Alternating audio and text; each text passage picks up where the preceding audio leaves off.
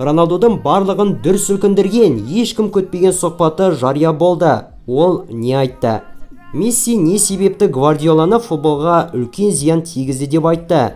Осы қыста Барса қай жартылай қорғаушыны алғалы отыр? Осы және өзге де футбол жаңалықтары біздің бүгінгі видеода. Алдыңғы видеодағы сұранысымыздан кейін бізге жаңадан 50 жазылушы тіркелген, және өткен видеода сіздер 850 лайкты жинаған екенсіздер. Қолдау және белсенділіктеріңіз үшін алғыс білдіреміз.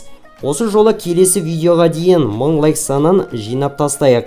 Көптеген 50%-дан астам көрермендеріміз біздің видеоларда тіркелмей көретінін айтып өтейін. Егер біздің арнаға әлі де тіркелмеген болсаңыздар, жазылып қоюларыңызды сұраймыз. Ендеше кеттік. Барселонаның жартылай қорғаушысы Педри 2022 жылға әлем чемпионатының фавориттеріне қатысты өз пікірімен бөлісті. Турнир басталмай тұрып, бұл туралы айту қиын. Біздің жағдайға байланысты қалай әрекет ететінімізді көру керек. Біздің құрамамыз жақсы және осыған ұмтылуымыз қажет. Бразилия және Аргентина бұл екеуі таңғажайып құрамалар. Меніңше Месси бұл жүлдені жеңіп алуға әбден лайықты. Біз жеңімпаз атанамыз деп үміттенемін. Бірақ егер Испания әлем чемпионатын жеңе алмаса, онда оны Аргентинамен бірге Леоның жеңіп алғанын қалар едім, деген екен Педри.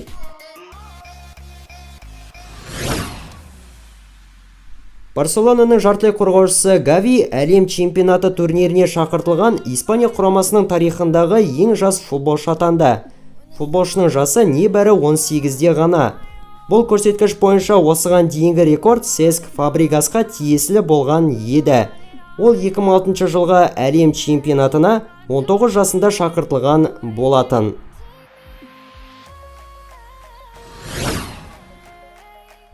Франция чемпионатының 15-ші турлық ойын аясында ПСЖ өз алаңда Осер командасын 5-0 есебімен талқандап жеңді. Париждіктерге Килиан Мбаппе, Карлос Солер, Ашраф Хакими, Ренато Санчеш және Уго Экитикенің голдары жеңіс әкелді.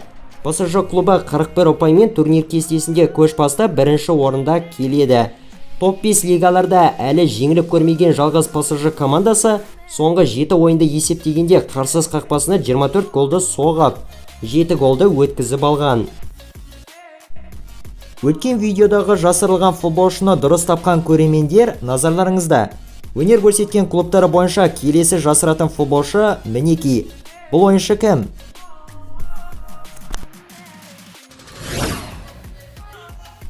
Барселонаның шабуылшысы Мемфис Депай басқа испаниялық команданың сапына ауысуы мүмкін.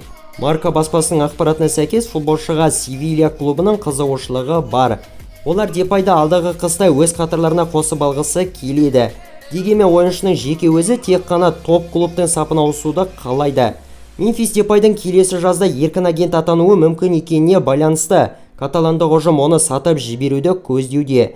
Қазіргі кезде голландиялық футболшы өткен қыркүйек айының соңында алған жарақатынан емделуде.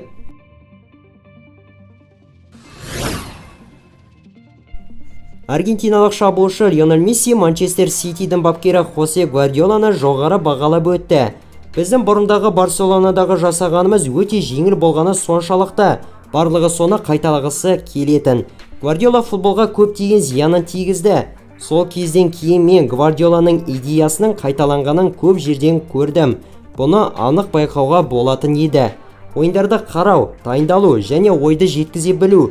Осылар бойынша Гвардиола күмәнсіз ерекше қасиетке ие, деген екен Лионель Месси. Еске салып өтсек, Месси Гвардиоламен бұрында 2008 және 2012 жылдар аралығында бірге жұмыс жасаған болатын.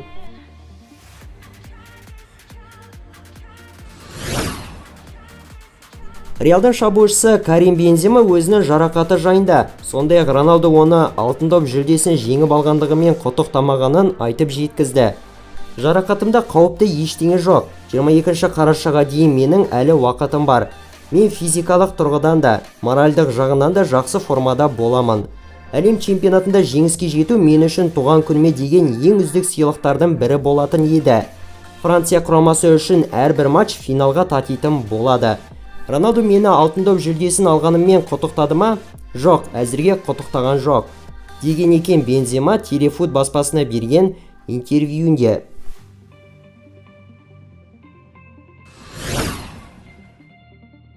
Алдағы қысқа трансферлік терезеде Барселона клубы шабуылдағы жартылай қорғаныс ойыншысын алғысы келеді. Осы жайында Mundo Deportivo баспасы хабарлауда. Барсаның бұл позицияға қатты қалаған ойыншысы ол Бернардо Силва. Дегенмен көгал қызылдар ұжымының басшылары бұл трансферді жүзеге асыру мүмкін емеспен тең екенін түсінеді. Осыған байланысты Барса бұл позицияға басқа да ойыншыларды қосымша нұсқа ретінде қарастырып отыр. Каталондықтарға Манчестер Ситидің 32 жасар футболшысы Илкай Гюндоганның ойындары ұнайды. Дегенмен оны алудың өзі де өте қиын болады. Себебі оны Пеп Гвардиола әзірге ешқайда жібергісі келмейді. Сонымен қоса Барселона Лестердің жартылай қорғаушысы Юрий Тилемансты да қарастыруда. Алайда дегенмен бұл футболшының Арсенал сапына ауысу мүмкіндігі жоғары саналуда.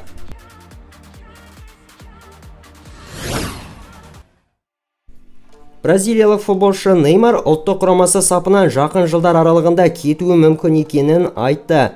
Осы әлем чемпионаты мен үшін ең соңғысы болады ма? Мен осы жолы өзімнің ең соңғы әлем чемпионатым секілді ойнайтын боламын. Біз әкем екеуміз әрқашанда, енді ешқашан ойнай алмайтындай болып ойнау керек деп айтамыз. Себебі ертең не болатыны белгісіз. Мен тағы да бір әлем чемпионатында ойнаймын деп кепілдік бере алмаймын. Шынымен де білмеймін. Бұл әртүрлі нәрселерге байланысты болады. Біздің бапкеріміз ауысып, бәлкім мен оған ұнамай қалатын шығармын. Мен 2022 жылға әлем чемпионатында ойнап, өзімді соған арнағым келеді. Себебі біз алысқа дейін бара алатынымызға сенімдімін. Көпшілік бізге сенбейді. Және біз оларға дәлелдеуге тырыспақпыз. Деген екен PSG-ның шабуылшысы.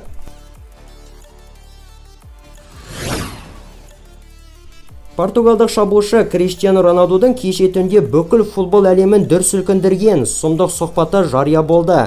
Ол ашық түрде Манчестер Юнайтед клубын өзінің айтқан сөздерімен қысқартып айтқанда жерге салып тастады. Сонымен ол не айтты? Тыңдап көрейік. Жанкүйерлер шындықты білулері керек деп ойлаймын. Клуб үшін тек жақсылықты қалайтын себепте Манчестерге ауыстым. Мені клубтағылар сатып кетті деп есептеймін. Мені клубтан кетуге мәжбүрлегендер болды. Ол жалғыз жаттықтырушы ғана емес, және клуб басшылығындағы басқа да адамдар. Мен Эрик Тен Хагты құрметтемеймін, өйткені ол мені құрметтемейді. Егер сен мені құрметтемесең, онда мен саған ешқашанда құрмет танытпаймын. Ральф Рангник жайында не айтамын? Егер сен тіпті жаттықтырушы емес болсаң, қалайша Манчестер Юнайтедті тізгіндеуіңе болады? Мен ол туралы тіпті ештеңе естіп көрген емес едім. Клубта ешқандай да прогресс жоқ. Алекс Фергюсон кеткелі мен ешқандай да эволюцияны көрмедім. Ештеңе де өзгермеген. Мен Манчестер Ситиге жүрегімді тыңдау арқылы ауыспадым. Сэр Алекс маған сен тек Манчестер Юнайтедте ойнауға тиіссің деп айтты. Деген екен Роналду тілші Пирс Морганға айтқан сұхбатында. Иә, осыдан кейін Роналду Манчестер Юнайтедте қалады дегенге сену екі талай. Осылайша ешкім көтпеген жерден Роналду барлығын ашықша жайып салды. 100% Роналдудікі дұрыс деуге әрине келмейді. Оның да кінәраттары баршылық. Ал сіздер осы даулы жағдай туралы не айтасыздар? Міндетті түрде пікірге өз ойларыңызды жаза кетуді ұмытпаңыздар. Ордақтың көкесін түйе сойғанда көресің дегендей, нағыз қызықтың көкесін енді алда көретін боламыз. Келесі кездескенше ағайын, аман, сау болыңыздар.